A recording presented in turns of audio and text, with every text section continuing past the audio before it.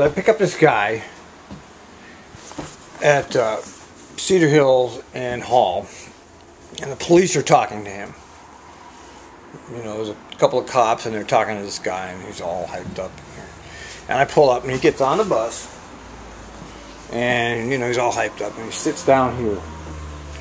And then he proceeds to get right up in here.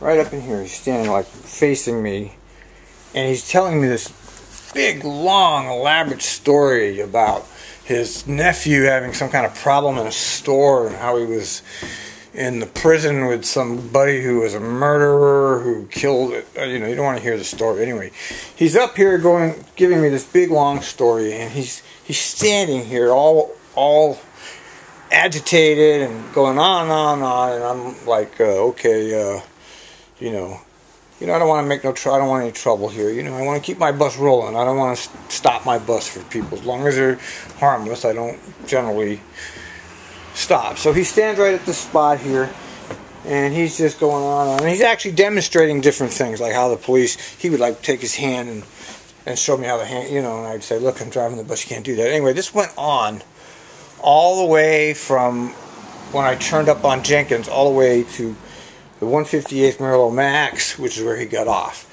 And now, what's the point of the story? The point of the story is, now that is what I call distracting. You see, that was what I would call distracting. Somebody right here going on and on and on and on. Now I have a choice as a driver. I could pull over the bus and call for help, or I could, you know, I could just. Well, I don't have any choice. Either I put up with it, or I call for help and pull over the bus and tie up the bus and get him off.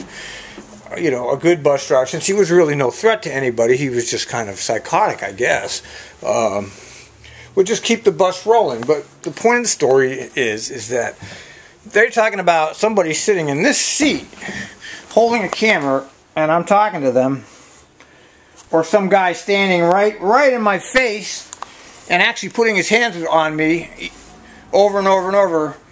Now, this guy standing there can do that basically by the regulations. It won't be it'll be up to me to decide whether I call the police or not. But if somebody's sitting in this seat pointing that camera at me, that's going to be against the regulations. You see how insane? I mean, I have people who are on the bus, obviously, and watching the whole scene.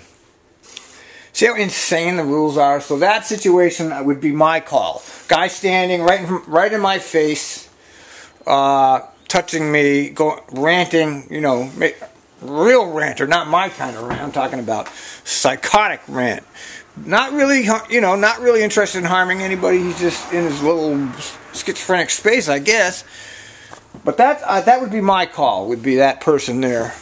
But if somebody would be sitting in this seat, just holding this camera like this and conducting a conversation with me, that's going to be regulated. So, what do you got? You got crazy rules that don't make sense. That's what you got.